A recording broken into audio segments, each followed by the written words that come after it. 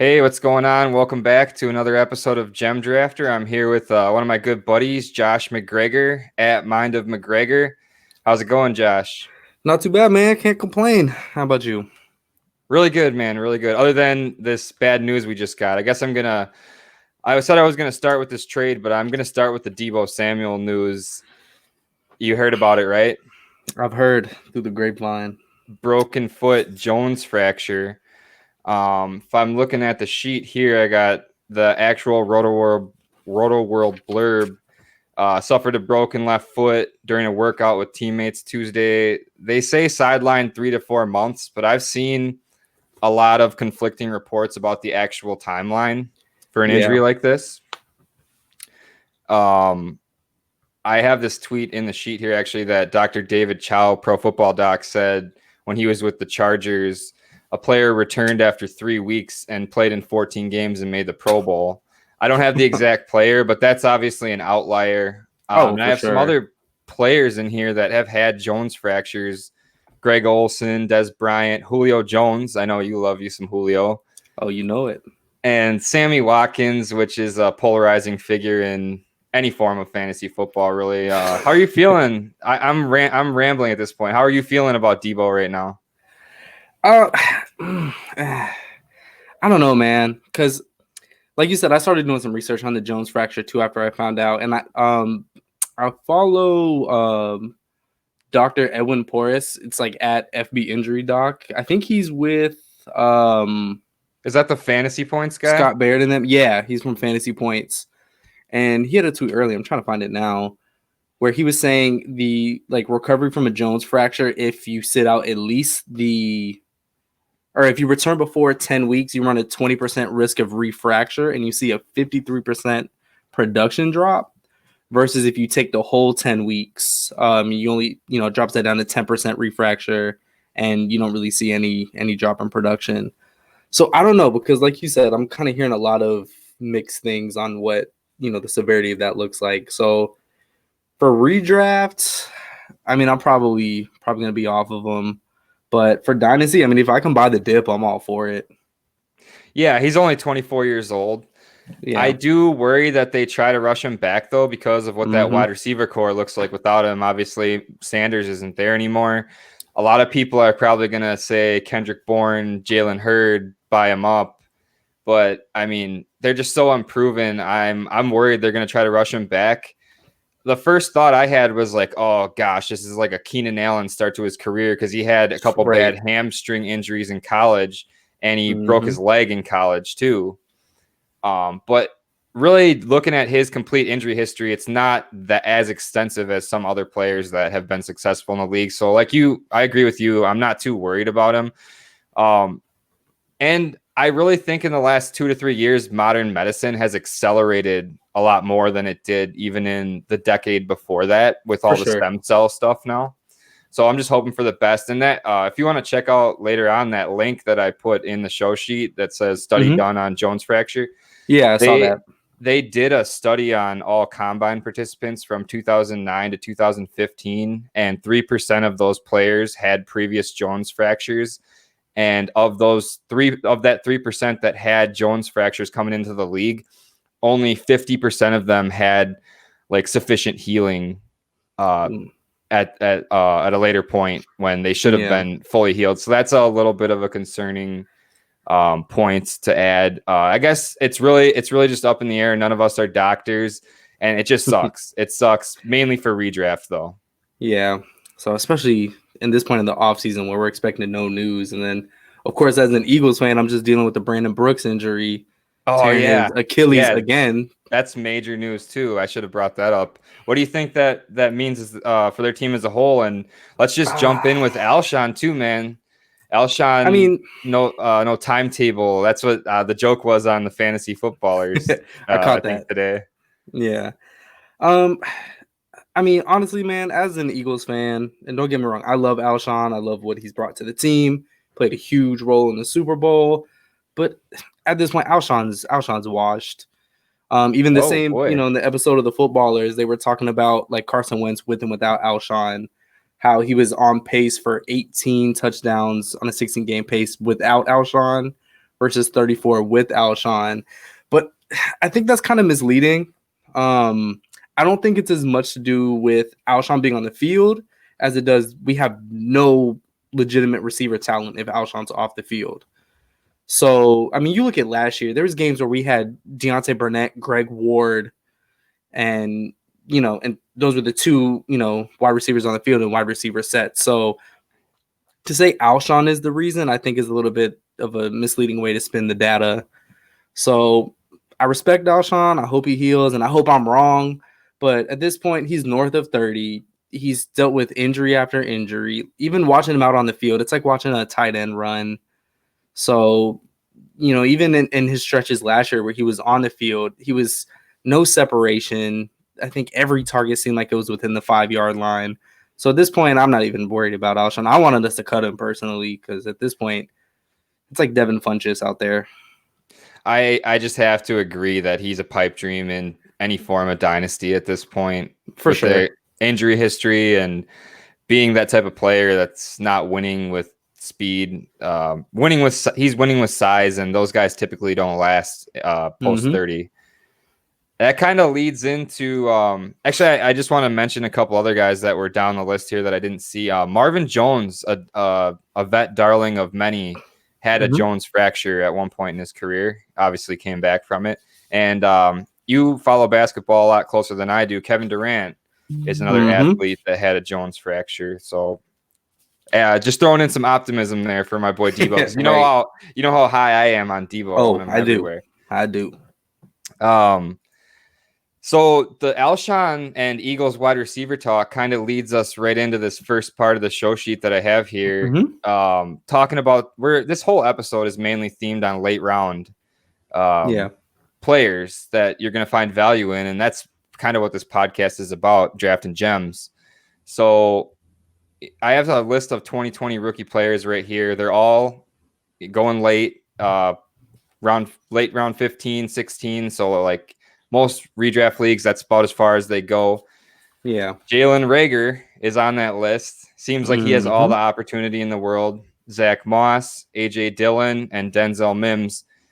Maybe to reform this question a little bit, if you had to rank these guys, what order of importance would you put on each of them, or what order would you put them in at the end of your draft? Or if you have that ADP up, is there somebody else you prefer right there? Yeah, so ranking these ones, to be honest with you, when I was preparing for the show, I had Mims number 1. And then halfway through that, I was like, stop it. So I ended up putting Reagor number 1, Mims number 2, then Moss, and then Homer. Dillon. See, and I knew that was going to come up. I'm messing with you. But the reason I ended up switching and putting Reagor number 1 is when we're talking about, taking a super late round in redraft, a lot of times these are probably going to be your last pick, if not picked up off the waiver wire. I think Rager's upside and his chance of being, a smash play are going to be higher in year 1 than Mims. I think Mims is going to walk into a higher opportunity share year 1, especially because in New York, they don't have a ton of options. I mean, they added Frank Gore in the offseason, and they added no receivers of significance because Brashard Perriman's not a thing. But so Crowder's I think, Crowder's there. But, I mean, even then, I actually like Sam Darnold, and I think, he's going to have a good career ahead of him. And Mims, I think, is going to have a good rookie year, but I don't think it's going to be a wide receiver 1.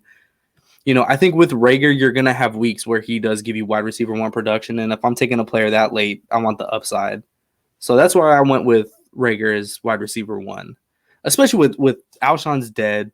I love Deshaun Jackson, but he's, he hasn't played a full year in years. So with Reagor, it's very realistic that he's one of the Eagles' targets leaders at the end of the season.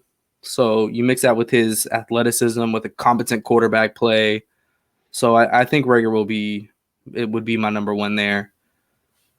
So Mims would be my number 2, kind of for the things I just talked about.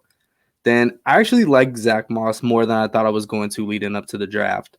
So at first I was like, he's trash. He's terrible. Then I started watching a little bit and looking into him a little bit more. And started to come around. And then when he landed in Buffalo, I thought that was honestly as good of an opportunity as it could get. I'm not a big Singletary believer, so I think he's going to walk in and at least take first and second down work right away. And I don't think A.J. Dillon's going to take that from Aaron Jones, because even for whatever reason, your Packers hate Aaron Jones despite how amazing he is. But I don't think that translates into Aaron Jones is going to go away altogether. But so that's probably how I'll rank them there. Man, shots in my heart on that Devin Singletary hate. Had to do it. I get down with the Jalen Reagor take, though. He definitely has the highest upside out of this group. Mm-hmm. I would probably take him too. But I could also see myself, if I am in a mode where I'm drafting a bunch of teams, like diversifying a little bit and taking some A.J. Dillon just as some, because I really think the Packers are going to be kind of run heavy. Like I said this on the last episode. I think a lot of teams could be moving towards that more run heavy style offense because it's different.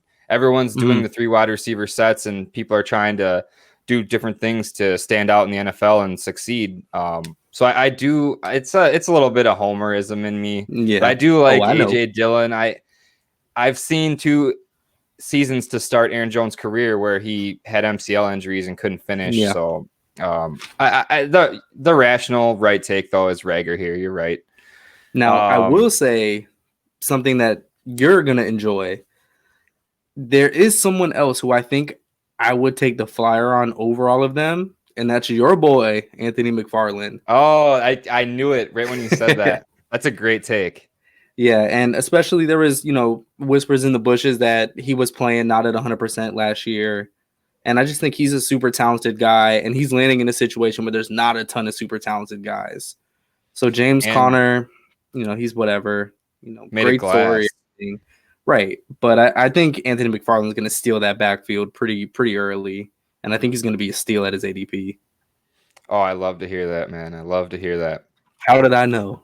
I'm gonna jump over to some improvisation here of a trade that just went down in one of my leagues. A guy that you really like, Cam Akers, went to another team for Le'Veon Bell and Tyler Boyd, and I would take the Cam Akers side of that trade all day. Yeah. I mean, I could see a win now team liking the Le'Veon Bell side. It's a rolling bankroll league, but like Dunder, it's a 28 team 2 copy. And the team that got Cam Akers is actually more of a win now team. The team that got Bell and Tyler, that's so weird. The team that got Bell and Tyler Boyd is he was this guy. They had a dispersal, and this guy took like all of the cash in the league, so he had no players. He has like Clyde Edwards-Helaire and nobody, and now he just traded for Le'Veon Bell. I don't understand that. Oh, that's so weird. Hey, I mean, I guess he's in his 20s. For like 6 more months. No, I'm just kidding. I think like a year and a half. But what do you think about that valuation on Akers? Yeah, I mean, Cam Akers is a weird one. I love the talent, and college football. I'm a big Miami fan, so I hated Cam Akers for the last couple of years at Florida State. But he's good, and I think part of the reason I feel like Cam Akers isn't getting the kind of shine that he deserves, partially because at this point I don't know if anyone knows what to make of the Rams. So we saw them be so elite, and then we saw them be a complete dumpster fire, and Gurley still put up, I think he had like 16 or 17 touchdowns last year. He had a strong stretch before they kind of stopped using him right at the end of the season too. Right.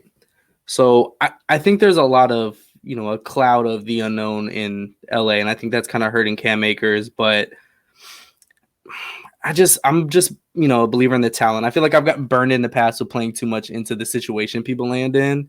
And I try to get too cute and too smart for myself. So I'm just going to trust the talent of Cam Akers. I think the value is good. I think, Le'Veon Bell's getting to the point where he's going to fall off a cliff soon. And Tyler Boyd is very meh to me. So my main thought on Le'Veon Bell when it comes to this trade is he going to be that Adrian Peterson type guy that lasts into his early 30s? That's right. That's a big factor into this trade, but not for a rebuilding team. I also just want to ask your quick opinion. We're kind of getting on a tangent here, but I'll bring it back very soon here. I got a snap trade offer in my podcast league from Jay Snake. He's in our Dynasty All-Stars League. He offered me Darius Geis for Deebo Samuel upon the news. That's spicy. I still take Deebo there. It's a quick reject for me. Because I have solid running backs in that league, so it is a little bit of a biased opinion. Yeah, and I can't fault you for that at all. I think that's pretty good value, but I just can't quit Darius, guys. I don't know what it is, but I'm gonna die on that hill. Well, he's so good when he plays, man. I know. Every time he plays, he runs. He looked great. Every time he plays, he runs for 25 yards and hurts his knee. Like 25 yards straight. I mean, he makes a big play and then gets hurt. I shouldn't say every time he plays. I wish the best for the guy. I love the talent. I'm not quitting. Yeah. I'm not quitting him by any means. But I guess I'm just that big of a Deebo fan. Oh yeah, I don't blame you. Those were some quick trades that I had going on my phone though that I thought would be fun to talk to you about. I think I might go try to trade for guys in that league. Yeah. Are you in the the offer that he sent me was Newt's McBoots Podcast League. He might have way to let me down, Newts. Yeah, sorry man, you didn't get in my podcast league. You should have jumped in there. All right. Let's gear it back towards redraft here. I know you're a big proponent, as most are now, with the fantasy footballers making it popular on late QB, tight end, especially in redraft. And I know we're going to touch on it later that you like to do that in Dynasty as well, for the most part. Yeah, quarterbacks don't matter. Did you want to start with somebody, or did you want me to start with some of these guys I have listed here? Yeah, I'll go ahead and jump in. I'm going to dive way into the bowels of it on this one. So a guy that I love, and it could burn me, but I love Tyrod Taylor. So I'm a big Tyrod guy. So, because first of all, he's free. You can get him in any league that you want to for damn near nothing.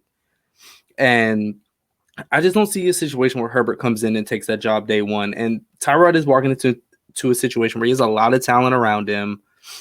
We saw him as a quarterback one in Buffalo, so we know that he has the ability to finish well for fantasy.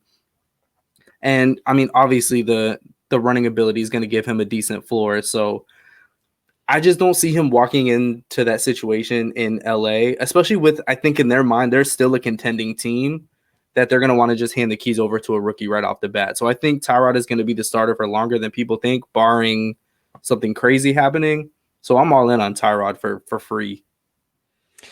Do you know where Herbert's going right now? Because you might be able to just grab both of them with the last two picks of your draft, and you really could. That situation. I'm sure in redraft, Herbert's not even going to be taken in a lot of leagues. But in Dynasty, Herbert's going way before Tyrod. That take caught me off guard, and I like it a lot. Actually, yeah. It's my guy. It's pretty good. Last round. That, like you said, they're still a contending team. That defense is sick. Mm-hmm. They've got Mike Williams, Keenan Allen, under the radar player that they actually drafted, I think in the 6th round, KJ Hill from Ohio State. Hunter Henry, Austin Eckler still coming out of the backfield. That's a great situation for the quarterback. For sure. And although those guys, I don't believe in their talent as much, the situation might, help them out a lot as far as fantasy value.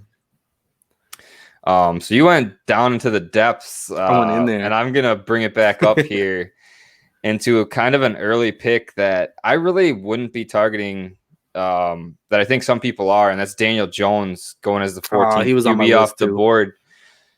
I mean, it's not a bad pick to me going in the early 11th round. That's not a bad pick at all. And he has a high upside. I just look at the guys after him. I'm not I have Goff listed here at the end of the 12th. I'd rather take Jones. Maybe I would take the chance on Burrow at the end of the 12th here going at 144. Drew Lock has that weapons argument, same type of deal that people are. I honestly feel like, Tom Brady is obviously proven a lot over his 20-year career, but I feel like Tom Brady and Drew Lock are kind of being propped up by weapons right now. Absolutely. The guy that I think is the sweet spot that I find myself liking the most is Kirk Cousins. He was just so consistent last year, man. Average 16.3 points per game. That's only 5 points per game behind Deshaun Watson, who is a much higher price to pay, probably around 4 or 5 in your draft. And you're getting Kirk Cousins in the 14th round. They still have a bunch of weapons around him, even though the wide receiver depth chart seems thin. Thielen, they drafted JJ. Rudolph's not a scab. Irv Smith is a young, up-and-coming tight end. I love Irv Smith. Dalvin Cook and Alexander Mattison, if Cook plays, they're both capable of pass-catching running backs. I just see Kirk Cousins as the steady Eddie every year, rarely injured. He's on another 3-year contract now, I think. And then if that's too much of a cost for you, because I know how you play, Teddy Bridgewater at the end of the 15th, he's got a plethora he's number 2 of on my weapons list. He was coming him. up next. Oh, sorry, I'm spoiling your list. Why don't you're you good. Jump in on some deep analysis on these guys? I'm just naming names. So yeah, I like Kirk Cousins. I love having Kirk Cousins in 2 QB leagues and super flex leagues for the reason you mentioned. I have him in a couple leagues, and you said it and forget it. Every week he's going to give you something. He typically doesn't give you any 40-point games, but he's not giving you any zeros. So I loved having Kirk Cousins in my lineup. But Teddy's another guy who I'm really big on. I bought in on him last year when he was still in New Orleans, just with the offshoot chance that he was going to end up a starter this year. So that's looking like a master stroke for me right now, just to toot my own horn. But I like Teddy a lot. Teddy's kind of in the same situation where he's a competent quarterback in a situation with a lot of really good talent around him at pretty much every position. I'm big on DJ Moore. Obviously, they added Robbie Anderson, and they've already had Curtis Samuel and Christian McCaffrey's okay from what I've heard. So yeah, they have talent in Carolina. So I like Teddy. But the other one I'm going to jump into, and I know this is another guy that we've talked about in the past, but I think Matthew Stafford is always criminally underrated. So he's going off the board as like the QB 13 right now, and I don't see a situation where he doesn't end up between QB 5 and 10, at least meeting his draft capital, because Matthew Stafford, just year in and year out, he goes out and performs. A couple years ago, he had a broken hand. He was performing. Kenny Golladay is, I feel like he doesn't get as much kind of shine as some of the other young receivers. Like we hear Courtland Sutton talked about a lot, and I love Courtland Sutton, but Kenny Golladay is just kind of like, I don't know, he's like the Kawhi Leonard of the NFL. We don't hear a lot of glitz and glamour about him, but he's just a consistent wide receiver. They added DeAndre Swift, so I don't know what they're planning to do in the backfield, but Matthew Stafford is always a lock to end up in a top 10 quarterback, so I always like him at his value as well. Yeah, a lot of weapons around Stafford for sure when you really break it down. I think some of the lackluster to Golladay is the fact that he was pretty much unheard of before the Lions took him in the 3rd round. I think I remember looking at Matt Waldman's RSP and like he wasn't even scouted because that's how under the radar he was. And for some reason to the group think he's just unsexy. My problem with Stafford is like in 2018 in one of our leagues, I had Dak and him as my QBs, and there's just so many weeks, man. That year, I have it later on here in the Dynasty QB talk that in 2018 he averaged 13.3 fantasy points per game. It was just a down season for him, and I've done extensive research on Stafford, and he has that kind of Matt Ryan career where he's like QB3. QB8, QB20 something. And then jumps back up. But more years than not, he's a high-end QB. But I just worry about him with the back injury last year. And then the year before that, he had a back injury that he played through. But like you said, he was a beast through that broken hand. He's just a polarizing figure for me. And in the 10th round, he's going ahead of Daniel Jones. Just ahead of Daniel Jones. And I think I would rather wait on QB at that point and Oh yeah, me too. take a shot on a guy like CD Lamb, or maybe if like Zach Moss would still be there. Zach Moss, his ADP actually jumped substantially since I did this show sheet. He's out. He's not even close to a late round flyer. So I apologize to the fans for that, all 14 of you. I in redraft at least, like I actually have a trade on a show sheet that I'm doing on Saturday where I took Stafford in a big haul because I'm just like, dude, he's only 32. Yeah. And I know I'm rambling again. I know in one of our other leagues, I traded him away to you with some worry about the injuries for a future pick. That's okay. I'm okay with it. Yeah, I know you're okay with it. It's a good take. But I think that I just like these later QBs that I already mentioned, Cousins, Teddy, as much as Stafford. So I would rather take a high upside position player right there. I would much rather wait and grab one of them as well. Even Breeze. Breeze is going super late. And in Dynasty, I mean, it's pretty much a one and done. But yeah, when push comes to shove, I don't think I'm ever going to end up with Stafford in redraft just because I agree there's value later. But it wouldn't surprise me if Stafford outperforms his ADP easily. For sure. I could totally agree with that. Did you have any other that you wanted to highlight for the late QBs or tight ends? So yeah, tight ends. I feel like tight ends, everyone's just kind of agreeing with the super athletic young guys. So the Gesicki's and all of them of the world. Gesicki had a little breakout last year, and I think a lot of people expect that to continue, which I wouldn't be surprised if it does. My favorite is, I don't know, man.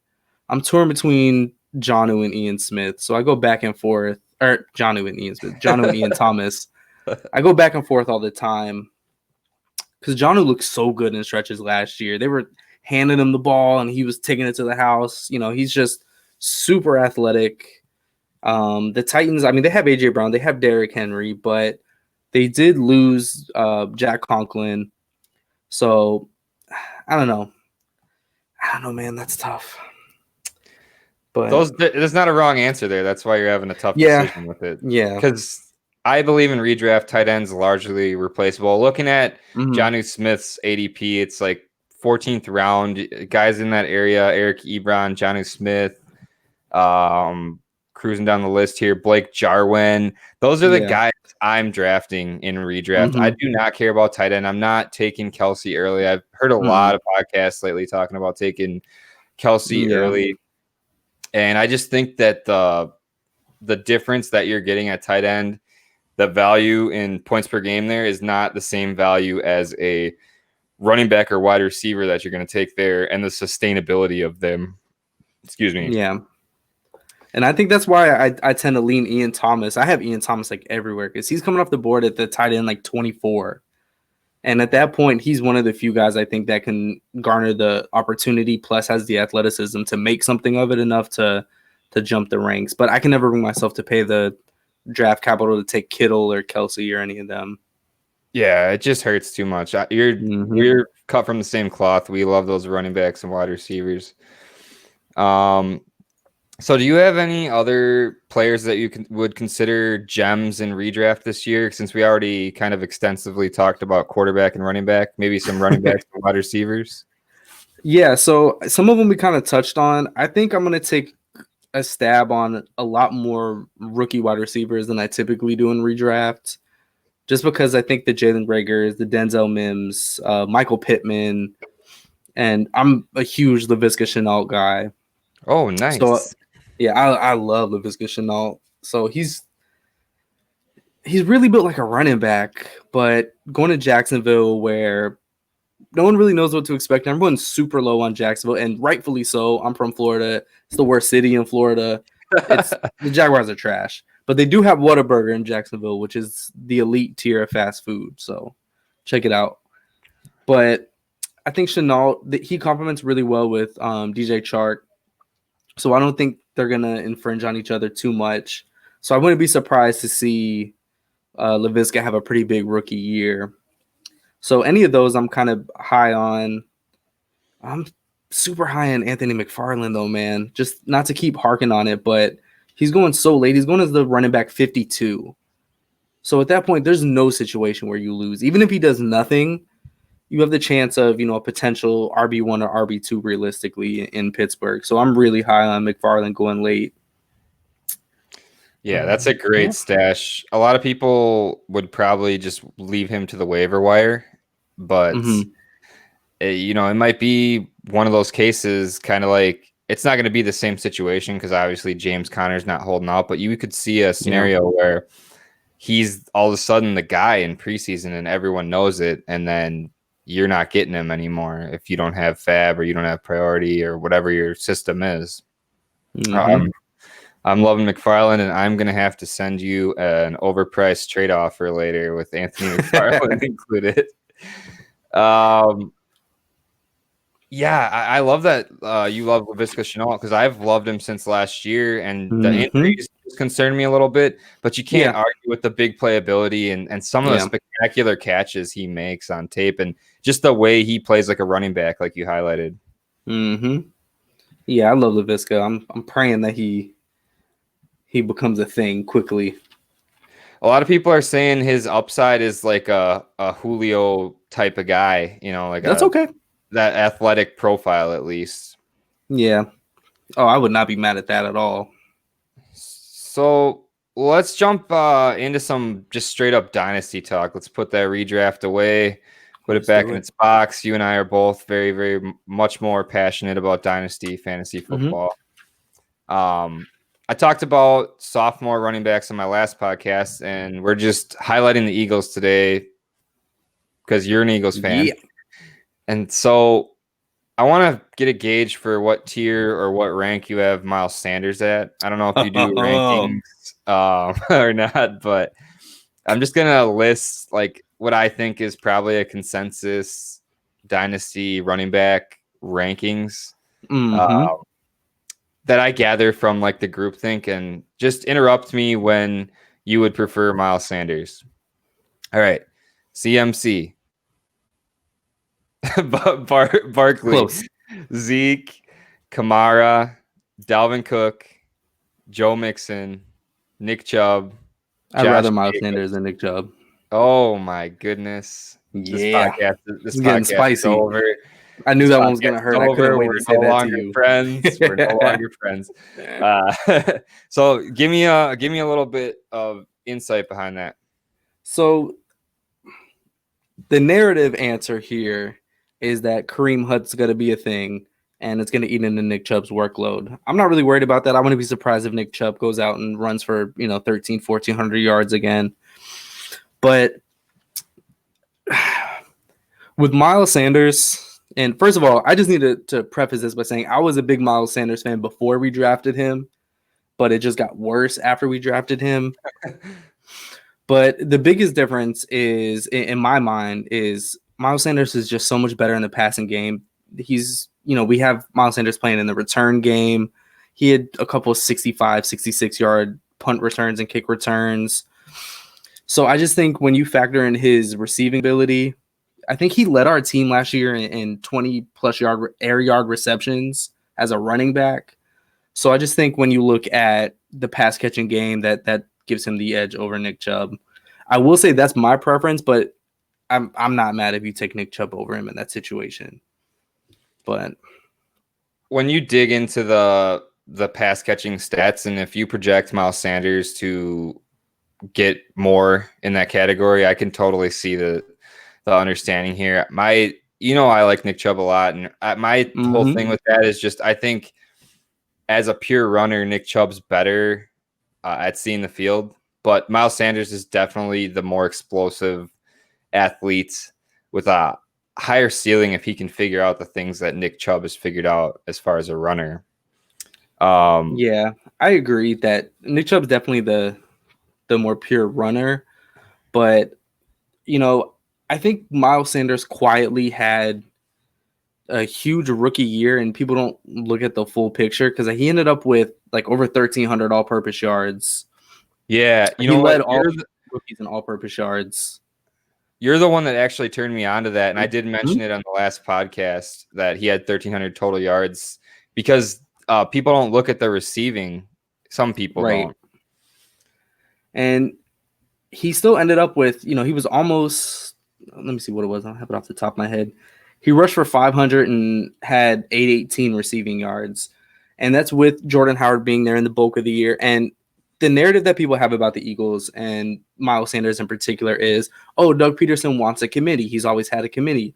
And while that's true, I think people a lot of times are just too critical about rookies not stepping in right away and stealing the job. Like Jordan Howard was a multi-year 1,000-yard rusher coming into Philly. He's a proven veteran. He's been good in the NFL since he's been in the league. So there was no reason to expect Miles Sanders to walk in and take that job from Jordan Howard. And then when he did, Jordan Howard came in, and Jordan Howard was good for us last year. So we didn't have a reason to pull him off the field. Yeah. It just so happens that when he did get hurt, Miles Sanders stepped up and was better. But so I don't like that analysis of like, oh, he couldn't pass Jordan Howard on the depth chart, because I don't really think that's a great way to look at it. But I think Miles Sanders, if when you see him as a 16-game starter, I think his ceiling is just so high. Some of his numbers should have been a little bit higher, but we had the Dallas game at the end where he had a breakaway touchdown and he slid to end the game. So if you add that's another 65-yard touchdown run that he has right there. So I don't know, maybe it's bias, but I will say I have heard a lot of people saying that he's in for a Christian McCaffrey season, and I don't know about all that. I'll take it if it happens though. So you're taking Mixon and Cook over him? Yeah, I love Joe Mixon. I think Joe Mixon is one of the best backs in the league. Yeah. Dalvin Cook, honestly, maybe at this point with everything going on, I can slide Miles Sanders ahead of him. But the talent for Dalvin Cook is just, he's great. So I would take Miles Sanders over Dalvin Cook every day. Yeah, just because he's got more years left on his contract, younger, almost no injury history. Right. Super athletic. I hate owning Dalvin Cook. More athletic than Dalvin Cook. For sure. And whenever I own Dalvin Cook, I get so stressed out. So yeah, I've sold him everywhere that I have him just because he's always an injury risk. It's the worst. I probably would take Miles Sanders there. I have Sanders at 11. Now I will say I'm in. I don't know if you've listened to the Breakout Finder with Nate Liss, but I know I got to get on that. I haven't listened to that one. I like Nate Liss a lot. I like him a lot more than Matt Kelly. Yeah, Matt Kelly, like his information is great. He knows what he's talking about, but it's just exhausting to listen to sometimes. Yeah, I still listen though. Oh yeah, me too. So I ended up here. getting in a Breakout Finder listener league with Wookie, and oh nice. Yeah, I ended up with the 13th pick of a 16-round startup, so I knew I was getting Miles Sanders, and he went 10th overall. So it was sick. Yeah, so he's going really high in startups right now. His startup ADP is like the 111 last time I looked. So he's going super high. I did a 12-team earlier in the offseason, and he went in like the early second round, and I gave the guy some crap at the time. But now looking back on it, it really wasn't that bad of a pick, honestly. Yeah. So did you have anything else you wanted to add about some of your like dynasty running back tiers, some strong opinions you had, or did you want to move on? Oh man, that is a really good question. I don't know if I have anything that's spicy with dynasty running backs. I feel like running back talk, we're kind of at the point now where we kind of know what it is. We haven't had anything spicy in a little bit. What about you? I will say I would take the top 3 rookie running backs over Miles Sanders. I just think they're better and in really good. I would take CEH, Taylor, and Dobbins over Sanders in Dynasty just because they're on fresh rookie contracts. I think all 3 of those guys are really good. I think Sanders is a better player than Edwards-Helaire, but I think Edwards-Helaire is in the prime situation, and I think he's good enough to be more of a value. Yeah, I'm not mad at that. So I think Dobbins, I don't know what he's going to do this year, obviously, but he's so good. And when you think about him in the Baltimore offense with Lamar Jackson, and if Hollywood Brown can stay healthy and get on the field, that's going to be scary to try to face every week. So, yeah, I think if you can get Dobbins now, even if you're buying him at, peak value at the moment, I think we're going to look back on that in a year or two and be like, oh, man, I can't believe I got him so cheap. I 1000% agree. And, Hollywood is probably a 4.3 speed guy. Mm-hmm. Duvernay is a 4.3 guy. Don't forget about Duvernay. Yep. Boykin 4.42. I strongly believe Dobbins would have ran a sub 4.5. That's like the fastest offense in football, honestly. So that's really scary. And I just think Mark Andrews is going to get out of the way. Maybe not this year, but I will take the risk on him even in redraft. I think J.K. Dobbins is being really disrespected right now. Like if you want to take a chance on him in like the 7th round, I think you can get him. Yeah. And it's such a high upside. Because Mark Ingram, he's over 30 by now. I think he is 30. Yeah. So and I think Mark Ingram may end up being a value too, because I feel like he's going super late in drafts, but I think his upside is like RB2, which is like cool, but Dobbins could be a league winner if something happens to Ingram or if he just steals that job outright. You're talking about an easy RB1 super late in drafts. So I just want to talk about 2 other names that I had on this list that I was reading off of. First one, Derrick Henry. Where would you put Derrick Henry in this list of guys, kind of? Because I know you're kind of a Derrick Henry fan after last year. He won you some games. Oh, for sure. Derrick Henry has been great, but I think Derrick Henry is really polarizing because I cannot sell him. I've been trying to sell Derrick Henry in that league that we're in all year, and I can't get any value for him. But the thing that scares me about Derrick Henry is what happens after this year and he leaves Tennessee. So maybe they end up working it out, but I don't think Darrington Evans is going away. Darrington Evans was one of my favorite running backs coming into the drafts. And when he landed in Tennessee, I was already planning like, okay, I'm going to try to scoop him up everywhere. I'm waiting a couple games in the season when he doesn't see the field, and then I'm going to try to plot on Darrington Evans because I think this is going to be it for Derrick Henry. So, man. For me, I have him behind all the guys that we talked about. Yeah, same here. He's definitely down there, and so is the other guy, Austin Eckler. I like him, but just undrafted. He was an undrafted guy, I think, or a 6th round guy. Yeah, he was undrafted. Not high pedigree, smaller back. That he does get a little bit too much of a knock for that. He's not the smallest guy. He's actually pretty stout for a small running back. Yeah. But he's definitely like down. If I had my exact rankings here, I have him down at 16. Or more. My rankings are stupid. I just looked at my rankings. I'm like, you're stupid. He's probably down closer to 18, 19. Yeah, and a lot of places have him as like locked in as a top 10, and I just don't see it. Yeah, especially not in Dynasty, no. Even in redraft, man. Like I think the fantasy footballers talked about him today as like a 2nd round pick. No thanks, dude. I would rather if Clyde Edwards-Helaire is there in redraft, give me him. Much more upside. Let's hit on some of these trades that I had in here that you and I made in a couple leagues together. This Lord. Heroes and Villains trade. It's a league that's 14 teams deep. And long story short, this Dynasty League started out as a 20-team league, and 6 people that had bad teams left the league. So we decided to shrink it to 14, and we drafted those assets. So it's kind of a wonky league. Yeah. You actually don't have to start a QB in this league, but it's ideal because of the scoring. And you only have to start 1 running back, 2 wide receivers, and then there's 3 flex spots, I believe. I feel like I have rebuilt. I didn't rebuild my team. My team was drafted with the intent of playing the long game and getting best value for all my players. And then like maybe next year in 2021, being a serious contender. We made a big trade, somewhat of a big trade in this league. You had CeeDee Lamb.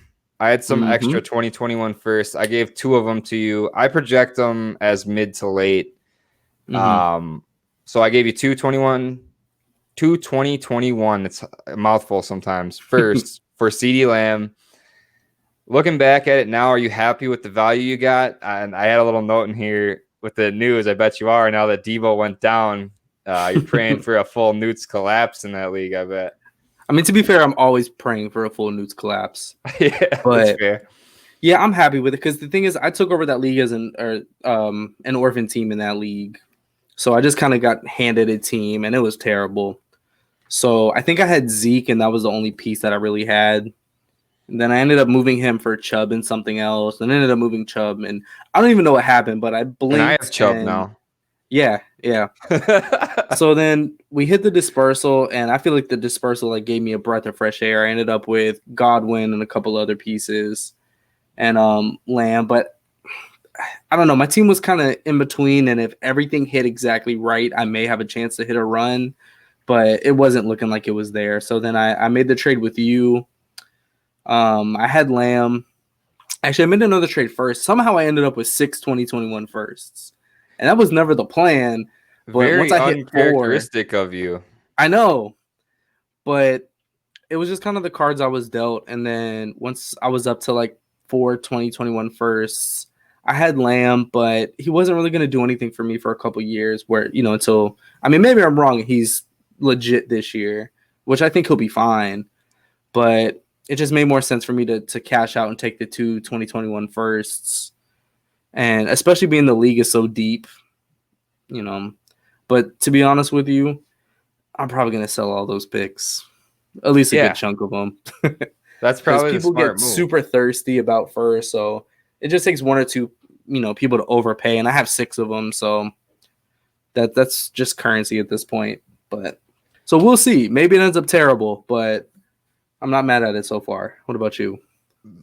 I thought I maybe lost a little bit of value overall in the trade if those picks end up being higher than what I hoped they would be. Mm-hmm. But I don't mind because I am all in on CeeDee Lamb. I think he's going to be a stud. Maybe not this year. Yeah. Maybe not this year because there's a lot of, the argument of there's a lot of mouths to feed in Dallas now. Right. But I just see him on that career trajectory of like a DeAndre Hopkins where he's like, he shows the talent in year 1 and 2, but maybe isn't a huge producer. And then next thing you know, he's a staple wide receiver in that tier that like DeAndre Hopkins, Devontae Adams, Michael Thomas are in right now. I really think he has the talent to 3 years from now be there. And I still had other picks on my team. So I wasn't worried about giving up just 2 picks for a guy that I truly believe in. And for sure, he's going to develop on my team now. I don't have to go buy him later after he's already developed. So you want to know my bold CeeDee Lamb prediction? Yes. That's based on nothing but my heart. So my bold prediction is that the Cowboys work a trade for Jamal Adams and CeeDee Lamb ends up as a Jet. Wow. My bold prediction.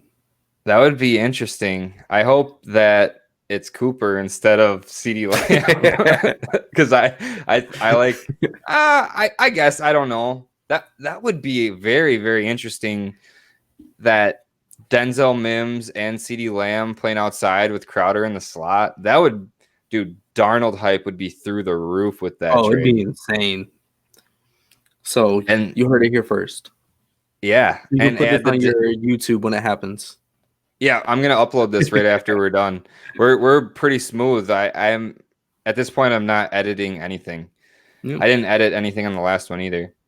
And then this other question I had on here, I'm just gonna answer it from my side. I think that unless you strike gold with those picks, I think this pays off for me in the long run. Having a guy that I think is gonna be 3 years from now, like I said, in that like DeAndre Hopkins, Michael Thomas type tier of dynasty value. Yeah, I was actually pretty happy with that one for both sides. So it was fair. Yeah, I like that trade actually. Let's jump over to this other league that we're in. We're in a bunch of leagues together. There's always next year, or as I like to call it, Tanny, for acronym's sake. You had DeAndre Hopkins, and you traded him to me for Allen Robinson, Ian Thomas, and the 2020 209. I should have prefaced all this with league settings before I just threw out the trade. It's a 12-team super flex league, Mm-hmm. with 3 wide receiver starters and start 2 tight ends. So that, and I believe it's also a tight end premium. Or no, actually, it's a 0.5 PPR across the board, but still starting 2 tight ends does add a decent bonus to Ian Thomas and the 209 when you consider rookie tight ends, which were kind of non-existent this year, but there were some interesting guys maybe in that 209 range. Yeah, that's what I'm trying to look back at it now to remember who I took at the 209 just for context. Here we go. All right. So that ended up being Brandon Ayuk. Oh, nice. And that's worked out for you today. I own Deebo Samuel. You own Brandon Ayuk. And you own my first round pick. Sure do. Or wait, no, that was in the other league. I don't know if you own it in this league. You could, though. You could. I traded my first round pick for Devin Singletary in that league. He's on Matt Hartman's team. That wasn't a good idea. I thought it was solid to add to my QB depth because that pick's going to be 112. I'm the returning champ. Oh, returning champ. My team is so stacked in that league, dude. Yeah. But yeah, my thought process behind that was just like buying Hopkins' situation versus Allen Robinson's situation. Yeah. I firmly believe that 1-to-1, in a vacuum, that those guys' talent is not as far apart as most people would say. Yeah. Yeah, man, I took some shit for that one too. Yeah. There was a lot of flack thrown in that league for that trade that you made. A lot of people are saying you handed me Hopkins when it's not out of the realm of possibility that Allen Robinson puts up a bigger season than DeAndre Hopkins this year. Right. And I think that was the way that I was kind of looking at it. Yeah. And it's not the betting odds because, it's DeAndre Hopkins. Yep. But even like if you look at last year, Hopkins ended the year with 18 more yards than Allen Robinson did. And that's with Allen Robinson playing with Mitch Trubisky, who is a slightly better quarterback than I am. So I thought you were going to say Nick Foles. No, just better than me. Nick Foles got him by a little bit too. But I believe that. So, we've seen Allen Robinson be great with the worst quarterback play. So this was kind of me buying the Allen Robinson hype and trying to do that. Mixed with, I don't know. I just don't love DeAndre Hopkins to Arizona. I think he's still going to be a wide receiver 1, and it's not like a knock against his talent or anything. But when I looked at it, it is the 2 tight ends, and I needed tight end help. I love Ian Thomas, as previously stated, and I wanted to add a little bit more to the draft. So I'm a big believer. I don't think that Allen Robinson is going to produce much less than DeAndre Hopkins. So once I took the name away from it, I kind of like where we both fell on it. For sure. I can totally get down with that. And like I said, I'm just buying into what I think is a much better QB situation. So we'll see if that works out for me. Speaking of QBs, we talked about some late round QB tight end in redraft. Let's talk about it for Dynasty. I know like you said, QB doesn't matter to you. I've seen a couple teams though where you have Travis Kelce and some higher profile tight ends. So do you want to just talk about your thought process behind how you handle these positions in Dynasty and maybe give some examples of how it's worked out and hasn't worked out for you in the past? Oh, for sure. So for me, I'm very on this side of quarterbacks don't matter. And people always yell at me for that a lot. But I actually had the argument. You'll appreciate this argument. In one of my leagues, people were, I forget what the topic was, but it was about Deshaun Watson. And it was like a trade-off for Deshaun Watson, or I think it was Teddy Bridgewater in a 2021 first, I think is what the trade was. And I was saying, honestly, I'd rather take the Teddy side, or was it a first and a second? And on paper, that sounds ridiculous. It should be a clear Deshaun Watson. But then the argument that I had is if you look at Teddy Bridgewater's 2019 with the Saints, his 5 starts that he had, there was about a 4.5, 5-point difference between Deshaun Watson's points per game and Teddy Bridgewater's. And that's Teddy Bridgewater with the Saints in, an offense that plays pretty close to the line of scrimmage where he was forced in as a starter. So, and then that's not to mention you just lost DeAndre Hopkins. And granted, you don't want to look at, this situation all the time. But when you're taking, a top 5 wide receiver in the game in the peak of his prime away from an offense and you're replacing him with Brandon Cooks and David Johnson, he's bound to take a little bit of a hit, especially when you consider Will Fuller doesn't stay on the field. Kiki QT is just kind of there. Kenny Stills, I think, still plays in the NFL. No one's sure. Can't confirm.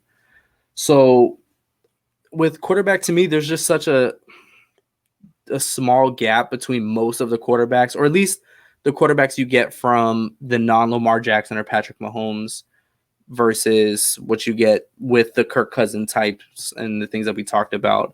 So I'm not willing to give up a first and a second, because if you look at if that first ends up being Jamar Chase or ends up being, Chuba Hubbard or one of these types of players, I'm going to take that side of it all day.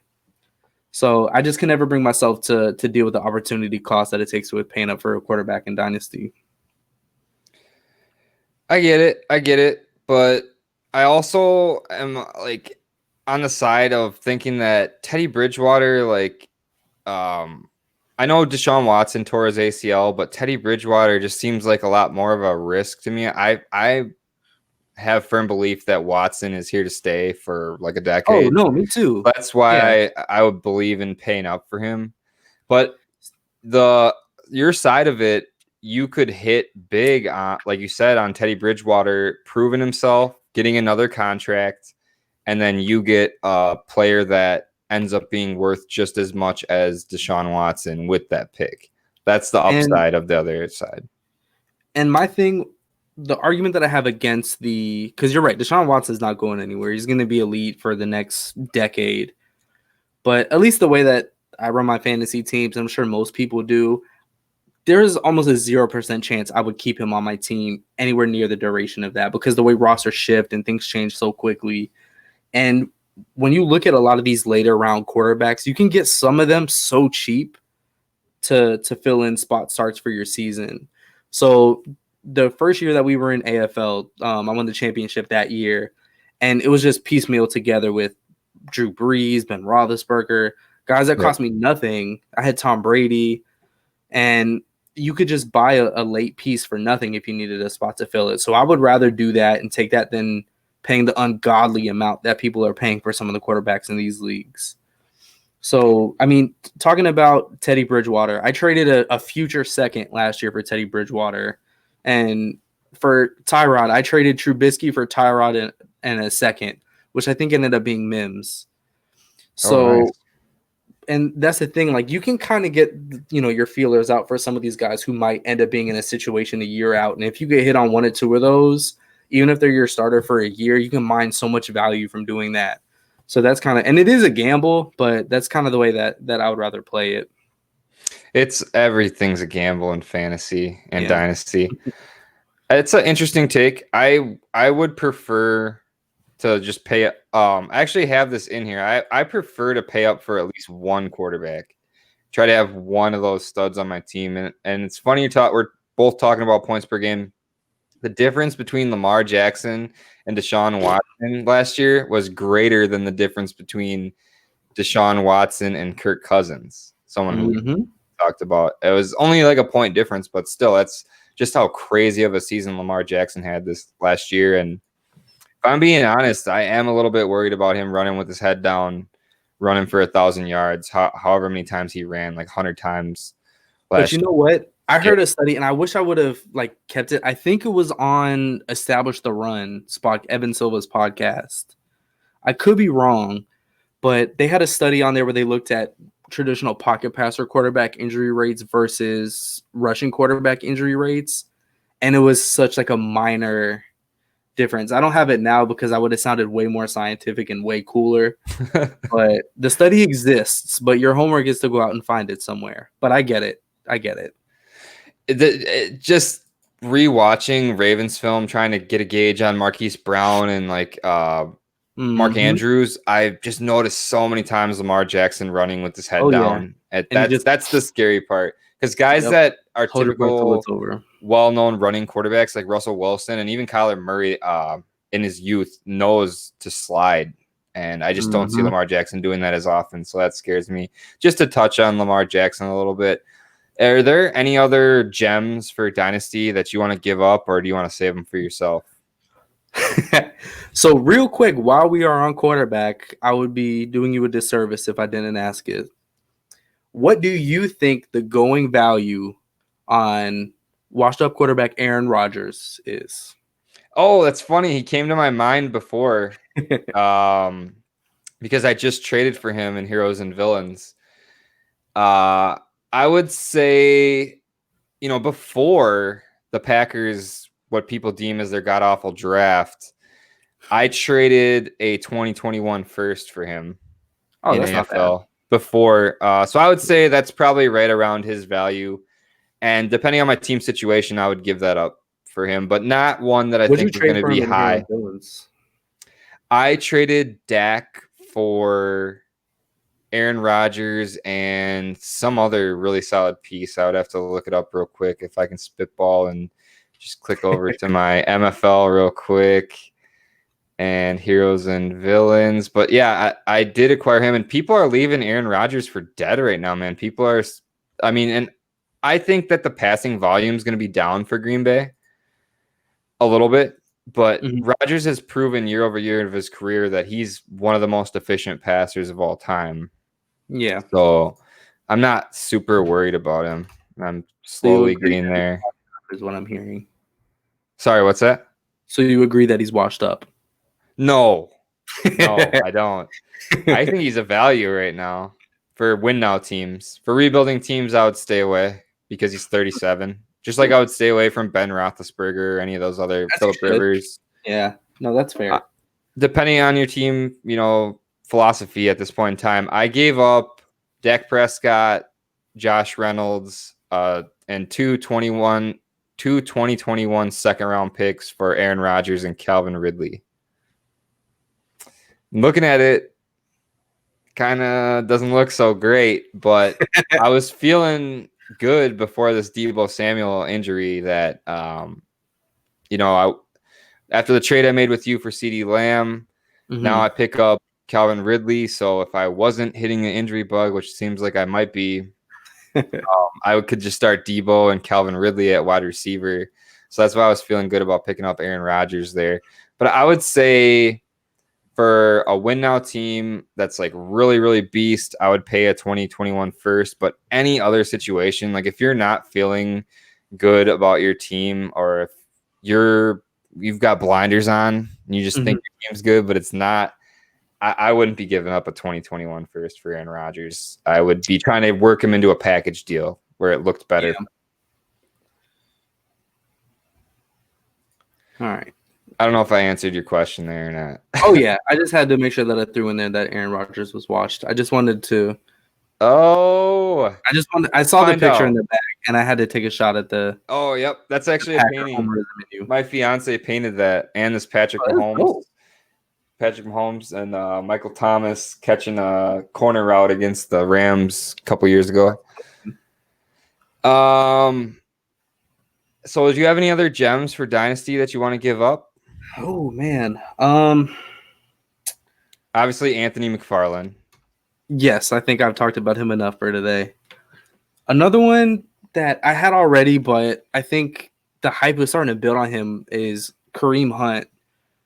So he's going as the running back 31 right now, but I'm sure that's going to jump up because I feel like every time I turn around on Twitter now, people are gaslighting Kareem Hunt. So he's probably not going to be a value at this point. I'm kind of buying into Darius Slayton. So Interesting. he emerged super late not super late, but he kind of emerged out of nowhere. He was kind of forgotten in draft season. And then he, ended the year with 740 yards and 8 touchdowns in 14 games. And the Giants were kind of such a mess trying to find out what they wanted to do at quarterback. Daniel Jones working on turning the ball over the most in the league. So I think they were really trying to find their footing. So I think Darius Slayton's going to be in a pretty good position. The Giants sneakily have a good offense if Daniel Jones can kind of get it under control. And like we kind of talked about with him earlier, I think he has a lot of upside there. So if he stops turning the ball over so much and kind of gets that offense working, I think Darius Slayton could be in for a good season. And he's going as the wide receiver 41 right now. So he's still relatively cheap and he's still super young. So I kind of like Slayton. And then Go ahead. Slayton really fits the narrative of wide receiver, like a billion wide receiver threes that is taking fire across the fantasy football community right now. Yeah. And I've honestly, my main redraft league with all my friends from Wisconsin that we've been doing forever, it's only start 2 wide receiver. So for years now, since I have not been an idiot in fantasy, you know, when I first started, dude, I was terrible. So I would just go off ADP, and I kind of learned to have an eye for running backs. And in a start 2 wide receiver league, I don't draft a wide receiver till the 5th round. More than not, I take 4 straight running backs to start my draft, unless there's really good wide receiver value that falls. You know, like I can get Julio in the 4th or something, which will never happen. So, what do you think is the worst first round pick that you've made that you remember? Oh, probably Steven Jackson one year when he was so inconsistent. And there was one week, I will remember this week forever. It was a year that Javid Best kind of went off a couple weeks. Yeah. My team was terrible. I was losing so hard, and I finally benched Steven Jackson, and he had like 43 points that game. And Javid Best was on my bench too with 52 points. It was like his blow up game of his career. And I was just so mad at fantasy football. I'm like, I hate this game. I suck at it. But I stuck with it. And I'm living proof, you know, several championships later, that if you stick with anything in life and put your heart and soul into it, you can succeed at it. Not to get too sentimental on you guys here. Yeah, man. If it makes you feel better, I took Jeremy Hill in the first round. Oh, that is very interesting. That probably is up there for one of my worst picks too. When I took a couple years off of fantasy, I got really deep into disc golf. I'm actually repping my DGX shirt here. It's a local brand. And I took a couple years off of fantasy from like 2014 to 2016. And I think that was the year where I came back for the first time. I drafted Jeremy Hill on the turn. So basically in the first round. And I drafted Ben Roethlisberger in the 4th round. I'm like, dude, Big Ben's going to have such a big year. You guys just wait. And I sucked it up that whole year. This guy was super savvy. He took Todd Gurley in like the 7th round, and he blew up second half of the season. And that's what I'm talking about with J.K. Dobbins and these rookie running backs. Jonathan Taylor going in the 5th round, man. I could see people starting their draft off this year. Michael Thomas, get Mike Evans in the 2nd round, and then start stacking those rookie running backs, taking shots on them, 3, 4, 5. Oh yeah. I'm kind of getting off topic here at this point, and we're like an hour and 10 minutes in. Are there any other gems that you wanted to share with the crowd here? Check my handy dandy notebook. Yeah, I think we touched on most of them, man. I think, you know, I mean, there's a couple guys, I don't know if you call them gems, but like I like Robert Woods where he's going, but we kind of know he's a thing. I feel like he's going a good amount after Cooper Kupp, but I like Robert Woods a lot. But I think for the most part, that's pretty much it. For sure. You had mentioned to me that you were starting another podcast with a buddy. Did that go down? Did you want to mention that and tell the people about your other podcast? Yeah, for sure. So the podcast that we're starting there is actually non-football related. So I'm not gonna, you know, I just figured like Newt has such a handle on this that I can't even step on that turf. Well, thank you. Yeah, for sure. But yeah, one of my best friends from when I was a kid, we ended up starting a podcast called The Ignorant Intellectuals. Basically just, you know, kind of talking about some pop culture things, stuff that's going on in the world. Obviously, I don't know if you've been outside, but there's some stuff going on. So we talk about that and kind of just give our perspectives on everything. We have a few episodes recorded. We're waiting on, we're probably going to drop like 3 or 4 at first, just so there's some content to cipher through. So we have some recorded. We haven't put it out yet, but that'll be coming soon. But again, if anything's on my Instagram or Twitter, it'll all link there. That should drop in the next couple weeks or so. But sweet. I love that name. It's an oxymoron, you know? It's a perfect name. Get that trademarked right away. Oh, I know. Because Go for it. No, I'm just rambling. No, you. I just figured. Awkward. I'm not gonna talk for like the next 10 seconds. Me neither. I'm just gonna stare at you. Okay. Well, thanks so much for coming on. I really look forward to listening to the ignorant Intellectuals. Follow him on Twitter at Mind of MacGregor, MacGregor, for the people that are just listening, because I do upload this to SoundCloud and it goes out through Apple. And I am working on all the other platforms like Spotify, and I can't think of the other ones, but I'm working on all that. Should be up very soon. Thanks again, Josh. You're awesome. Yeah, I appreciate it, man. It was fun. We'll have to do it again soon. Oh, you know where to find me.